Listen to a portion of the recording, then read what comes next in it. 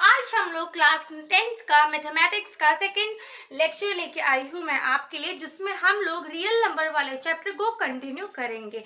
ठीक है, अब तक अगर आपने इसका पहला लेक्चर नहीं देखा है तो प्लीज जाके उस लेक्चर को जरूर देख लेना, क्योंकि जब तक आपके पास प्रॉपर पूरी नॉलेज नहीं होगी इससे पहले वाले टॉपिक्स की, तब तक आपको इस चैप्टर समझने में प्रॉब्लम होगी। ठीक है, उसके बाद आपके बहुत सारे डाउट्स जो है रहने वाले हैं, आई एम गारंटीड। ठीक है, अब बिना किसी टाइम वेस्ट करे हम लोग शुरू करने वाले हैं हमारा जो रियल नंबर वाला चैप्टर है उसका सेकंड लेक्चर। इसके पहले लेक्चर में हम लोगों ने यूक्लिड्स डिवीजन एल्गोरिथम तक पढ़ लिया था। अगर आप लोगों को वो लेक्चर समझ में नहीं आता है, कोई डाउट्स रह जाते हैं, तो प्लीज उस लेक्चर के कमेंट बॉक्स में जाके अपनी कमेंट्स जरूर छोड़ के जाना। So without wasting any further time we are directly going to start from the fundamental theorem of arithmetics. ठीक है, अब जैसे कि आपने इतना बड़ा सा नाम सुन लिया तो आप लोगों को अब बहुत सारी कंफ्यूजन हो रही होगी कि इतना बड़ा नाम है, कितना डिफिकल्ट प्रोसेस होगा, कितना डिफिकल्ट मेथड होगा, बट ऐसा कुछ नहीं है, सिर्फ नाम ही बड़ा है। बाकी the fundamental theorem of arithmetics बहुत ही इजी कॉन्सेप्ट है। अगर आपने पहला लेक्चर देखा है तो आपको यूं मिनटों में सब कुछ समझ आ जाएगा। देखो, जो फंडामेंटल थ्योरम ऑफ अरिथमेटिक्स है उसे हम लोग यूनिक फैक्टराइजेशन मेथड भी बोलते हैं। अब आप लोगों को ये यूनिक फैक्टराइजेशन से समझ में आया होगा कि हम यहाँ पे एचसीएफ और एलसीएम की बात कर रहे हैं। ठीक है, फैक्टराइजेशन की बात करने वाले हैं। सो क्या बोलता है हमारा the fundamental theorem of arithmetics? वो ये बोलता है every composite number can be written और फैक्टर। ठीक है, मतलब हम उसे लिख भी सकते हैं, कैसे लिख सकते हैं? As factor, written as factor. ठीक है, अब ये written as factor as the product of prime numbers, और वो कैसा फैक्टर होगा? वो फैक्टर होने वाला है हमारे प्राइम नंबर्स का प्रोडक्ट। ठीक है, and this factorization is a unique, ये यूनिक है तभी तो हमने इसे यूनिक फैक्टराइजेशन मेथड बोला। ठीक है, unique apart from the order in which prime factors occurs, इस ऑर्डर जिसमें हम नॉर्मली प्राइम फैक्टर्स को लिखते हैं उस ऑर्डर से बिल्कुल अलग है ये यूनिक फैक्टराइजेशन मेथड। यानी कि हम जितने भी कंपोजिट नंबर है उनको एज अ फैक्टराइज कैसे लिख सकते हैं डिफरेंट वे में। ठीक है, अब बारी आती है एग्जाम्पल की। जैसे ही आप एक एग्जाम्पल सॉल्व कर लोगे ना, आप लोगों को यूं मिनटों में सब कुछ समझ में आ जाएगा कि the fundamental theorem of arithmetics क्या बोलती है। सो अभी मैंने आप लोगों के सामने जो है एक एग्जाम्पल दिया है जिसमें हम लोगों ने बात की है 70 की। सो अभी आपको क्या करना है? We have to find the LCM. ठीक है, अब हमें इसका फैक्टराइजेशन करना है। तो फैक्टराइजेशन का प्रोसेस आपको सबको पता है, that we have to factorize it. ठीक है, सबसे छोटे नंबर से 70 डिविजिबल होता है, वो है हमारा 2। ठीक है, जिससे आ जाएगा हमारा 35, एंड उसके बाद हम लोग इसे 5 से करेंगे, 5 7 से 35 एंड 7 एंड एट लास्ट। देख लिया ना कितना इजी है। अब बारी आती है, देखो 70 कैन बी रिटन एज, थोड़ा सा सीरीज कर, देखो 70 को हम कैसे लिख सकते हैं? डायरेक्ट 70 ना लिख के तो हम लोग यहाँ पे लिखेंगे 2 इंटू 5 इंटू 7। ठीक है, हम लोग 70 को ऐसे भी लिख सकते हैं। ठीक है, 2 5 10 10 इंटू 7 70 इज इक्वल्स टू 70। ठीक है, अब दूसरा एग्जाम्पल ले लेते हैं। हमने एक छोटा सा एग्जाम्पल लिया 15 का, क्योंकि यहाँ पे मैं आपको समझाने की कोशिश कर रही हूँ। आपको अपने चैप्टर में जितने भी क्वेश्चंस मिलते हैं अपनी तरफ से लगाइए, प्लस डिफरेंट नंबर्स को खुद बनाकर आप लोग इस मेथड को जो है रट लीजिए, याद रख लीजिए। एक एक दो नंबर के क्वेश्चन आपके एग्जाम में इस टॉपिक से आते हैं। अब बारी आती है 15 की। सो अगेन हम लोग ऐसे लिखेंगे। ठीक है, 15 जो है सबसे छोटे नंबर से जो डिवाइड होता है वो है हमारा 3 5 एंड 5 1 ये होता है। ठीक है, अब 15 can be written as 3 into 5। बस यही तो है हमारा the fundamental theorem of arithmetics. इतना ही है, ज्यादा बड़ी कोई कंफ्यूजन की और दिक्कत की बात नहीं है। फंडामेंटल थ्योरम ऑफ अर्थमेटिक्स क्या है? बेसिकली किसी भी कंपोजिट नंबर को लिखने का एक अलग तरीका जिसमें हम फैक्टर्स को इन्वॉल्व करते हैं, हम उस नंबर को एज अ फैक्टर रिप्रेजेंट करते हैं, इसी को हम लोग बोलते हैं the fundamental theorem of arithmetics या फिर यूनिक फैक्टराइजेशन मेथड। ठीक है, अब आप लोग फटाफट से एक बारी नोट कर लीजिए, क्योंकि जब तक आप अपनी नोटबुक में नोट नहीं करोगे तो आपको एग्जामिनेशन टाइम पे रिवाइज करने में होने वाली है बहुत सारी दिक्कत। ठीक है, सो फटाफट से नोट कर लो। I am giving the time, या तो वीडियो पॉज कर लीजिए या फिर स्क्रीनशॉट ले लीजिए। अब the fundamental theorem of factorization के बाद हम लोग पढ़ने वाले हैं फैक्टर ट्री। फैक्टर ट्री को कवर करने से पहले मैं आप लोगों को कुछ इंपॉर्टेंट चीजें बता दूं। सो देखो, वो इंपॉर्टेंट चीजें हम यहाँ पे नोट डाल के लिख रहे हैं, आपको लिखनी है अपने नोटबुक्स में। स्मॉलेस्ट प्राइम नंबर,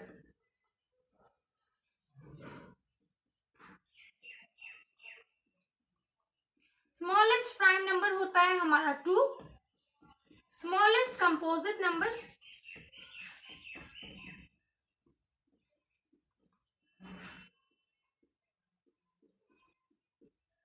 होता है 4 और स्मॉलेस्ट ऑड कंपोजिट नंबर होता है 9।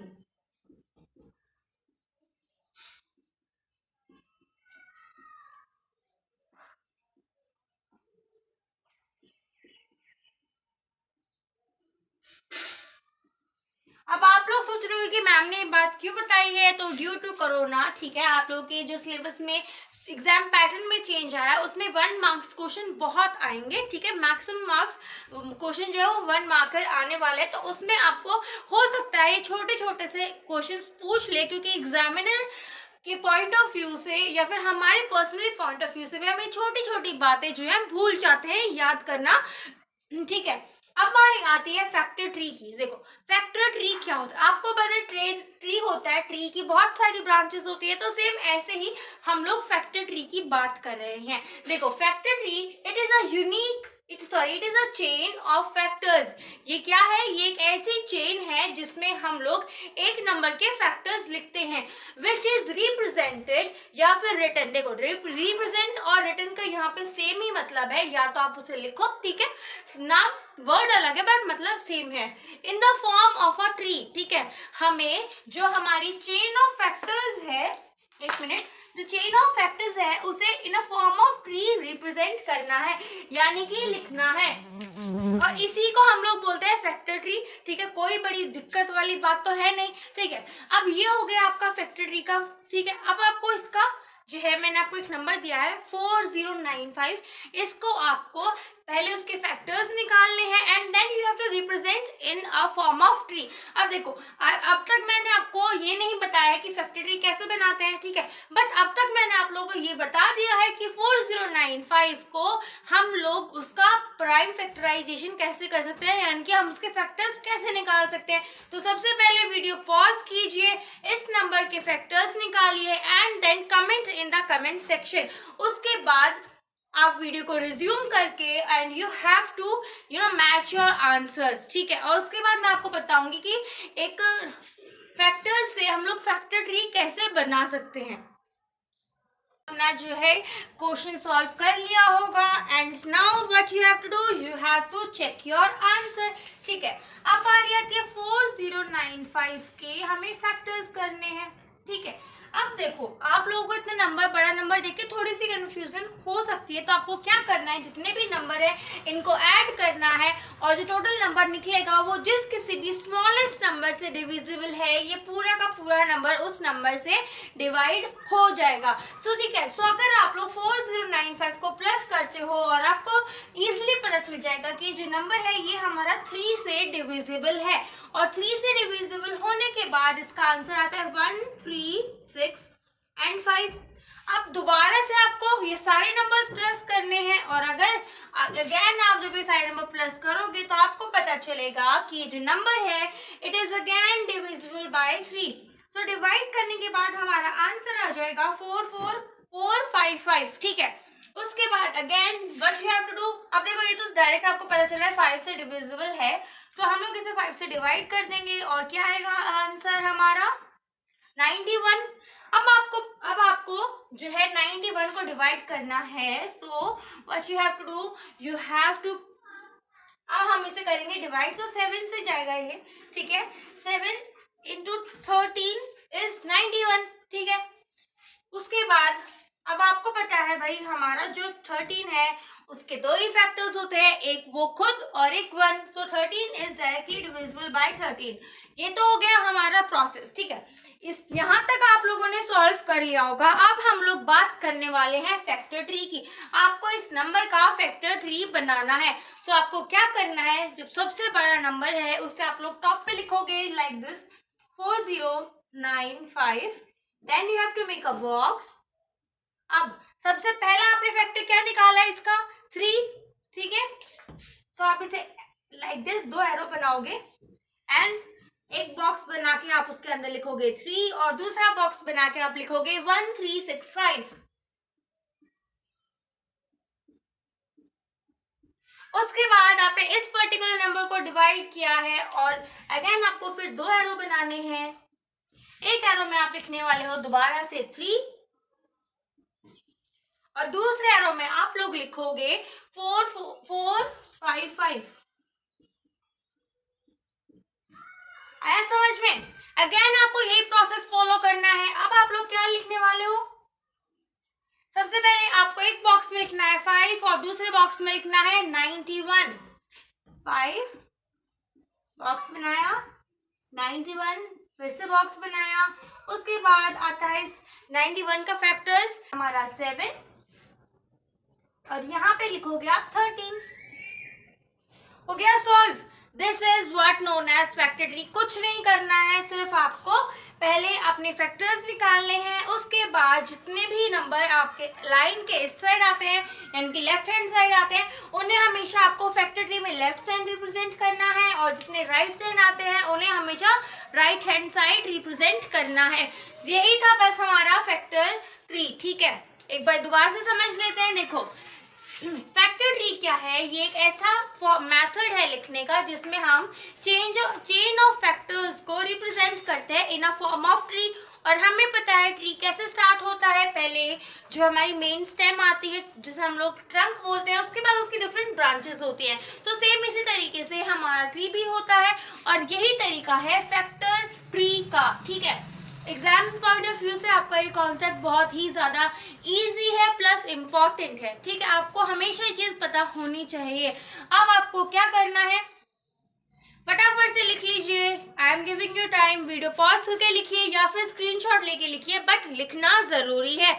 और वो ध्यान में रखना, smallest prime number, smallest composite number and smallest odd composite number.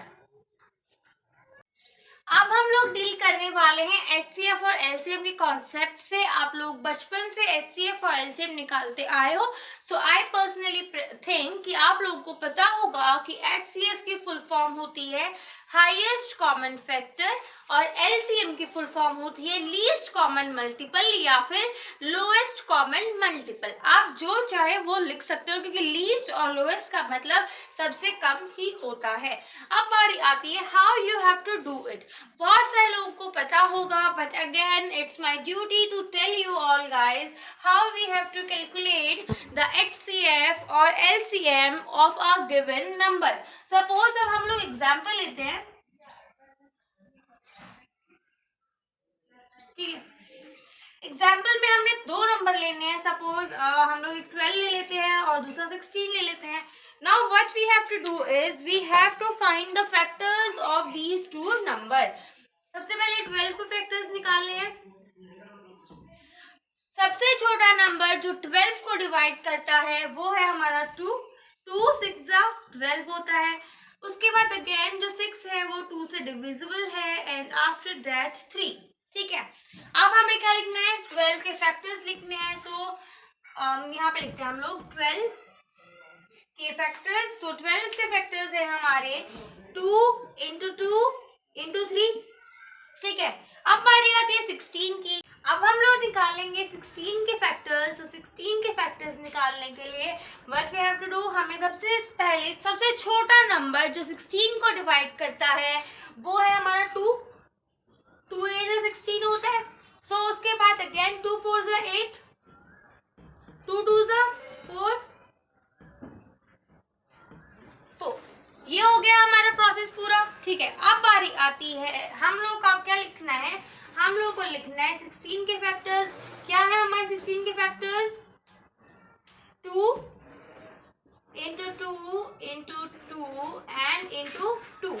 ठीक है, समझ में आ गई। अब हम लोगों को निकालना है HCF और LCM। सो HCF और LCM निकालने के लिए सबसे पहले HCF निकालते हैं। कहाँ लिखे, यहाँ लिखते हैं। चलो HCF निकालना है हमें। किसका निकालना है, दो नंबर्स जो हैं डेट इज 12 एंड 16, इन दोनों का हमें HCF निकालना है। HCF कैसे निकालते हैं, we have to circles the common. तो कॉमन क्या क्या है यहाँ पे, एक तो ये 2 कॉमन है, एक ये 2 कॉमन है, और कुछ कॉमन दिख रहा है नहीं ना। सो 12 और 16 का HCF क्या होगा, 2 into 2 जो होता है 4। उसके बाद हम लोग अब निकालेंगे LCM। LCM किसका निकालना है, हमें इन्हीं दोनों नंबर का निकालना है। किसका, 12 और 16 का। कैसे निकालना है, LCM में जितने भी कॉमन नंबर्स होते हैं हम उनको एक मान के चलते हैं। ठीक है, तो LCM में आप लोग देखोगे कि ये जो 2 है ये कॉमन है और ये वाला 2 भी कॉमन है। इसको आप एज इट इज लिखने वाले हो यहाँ पे 2 into 2। उसके बाद जितने भी 3 नंबर्स बच गए यानी कि 2 2 और एक 3 बच गया है, इसे again you have to write. उसके बाद क्या करना है, उसके बाद आपको डायरेक्ट मल्टीप्लिकेशन करनी है 2 into 2 into 2 into 2 into 3 की। ठीक है,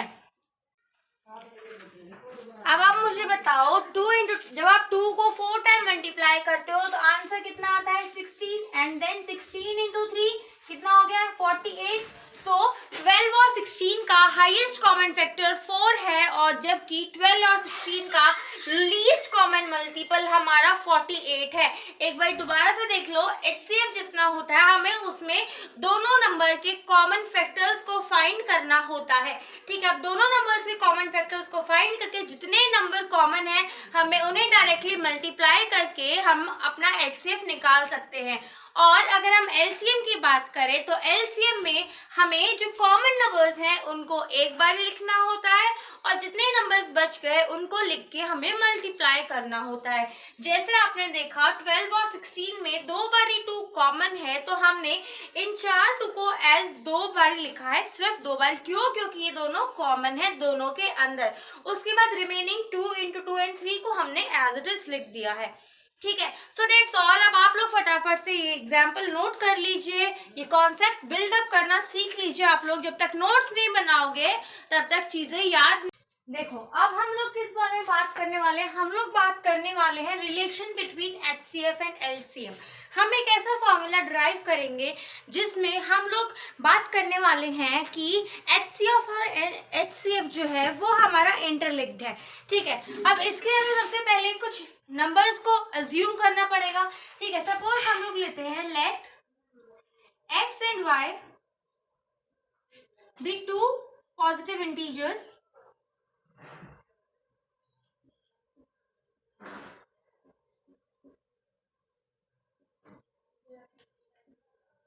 x और y जो है वो हमारे 2 पॉजिटिव इंटीजर्स हैं। ठीक है, अब अगर हम लोग रिलेशनशिप की बात करें तो देखो x इंटू वाई होने वाला है इक्वल किस चीज के, HCF किसका, x और y का, इनटू LCM किसका, x का और y का। ठीक है, अब बारी आती है, चलो ठीक है हम लोगों ने फॉर्मूला देख लिया, बट अब जब तक इम्प्लीमेंट नहीं करेंगे तब तक कुछ समझ नहीं आएगा। तो चलो हम लोग मानते हैं x जो है उसकी वैल्यू हम लोगों ने 12 ले ली और जो y है उसकी वैल्यू हमने 15 ले ली। ठीक है, अब हमें इस 12 और 15 का HCF और LCM निकालना है। तो सबसे पहले हम लोग निकालते हैं हमारे 12 का सबसे छोटा नंबर जो 12 को डिवाइड करता हो वो 2 है, जो सबसे छोटा नंबर हमारा 6 को डिवाइड करेगा वो भी 2 है। ठीक है, और क्योंकि आपको पता है जो 3 है वो खुद से और 1 से ही डिविजिबल होता है तो 3 हो गया। अब हमारी आती है नेक्स्ट नंबर की जो कि हमारा 15 है। तो सबसे छोटा नंबर जो 15 को डिवाइड करता है वो है हमारा 3। और 5 आपको अगेन पता है कि ये सिर्फ और सिर्फ खुद से या फिर 1 से डिविजिबल होता है। अब हमें निकालना है HCF। तो आप लोगों को पता है HCF निकालने का क्या फॉर्मूला होता है, ठीक है। देखो, हमें जितने भी फैक्टर्स हैं इनको लिखना है, ठीक है। तो हम लोग अगर 12 के फैक्टर्स लिखेंगे तो वो क्या है, 2 × 2 × 3। वहीं अगर 15 के फैक्टर्स की बात करें तो वो है 3 × 5। HCF कैसे निकालते हैं, हम लोगों को सिलेक्ट करने होते हैं कॉमन फैक्टर्स, ठीक है। अब आपको इजीली दिख रहा है कि ये कॉमन फैक्टर है, ठीक है। सो 3 is the common factor of 12 and किसका HCF निकाला हमने, 12 का और 15 का। सो इनका HCF कितना है हमारा, 3। अब बारी आती है LCM की। सो LCM किसका निकालना है, 12 का और 15 का।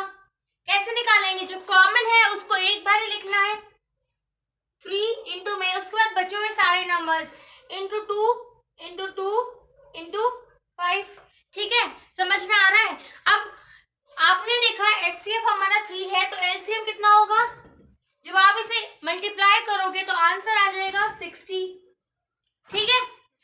अब हम लोग इन वैल्यूज को यानी कि इस 3 को और इस 60 को इस फॉर्मूले में ये वैल्यूज पुट करेंगे। हम लोगों ने x की वैल्यू क्या मानी है, 12 और y की 15। सो इसको हम लोग इस फॉर्मूले में पुट करने वाले हैं।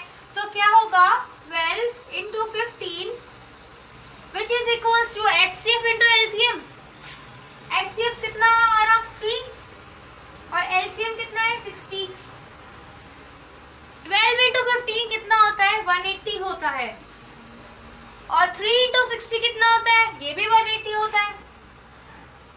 सो क्या आपका ये वाला फॉर्मूला वैलिड है, आपको पता चल गया कि कोई भी अगर दो इंटीजर है, पॉजिटिव इंटीजर्स हैं x और y, अगर हम उनको मल्टीप्लाई करेंगे तो वो इक्वल होने वाला है HCF और LCM के प्रोडक्ट के।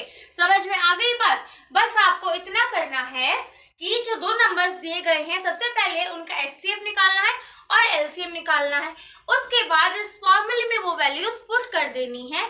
सपोज x × y जो कि इक्वल होने वाला है x और y के HCF और LCM के प्रोडक्ट के, ठीक है। यहाँ तक आपको अब समझ में आ गया होगा। अब हम लोग कुछ प्रॉब्लम्स लेंगे, कुछ ऐसे क्वेश्चंस जिसमें हम लोग प्रैक्टिस करने वाले हैं HCF, LCM और जो भी हमने आज के इस चैप्टर में पढ़ा है, ठीक है।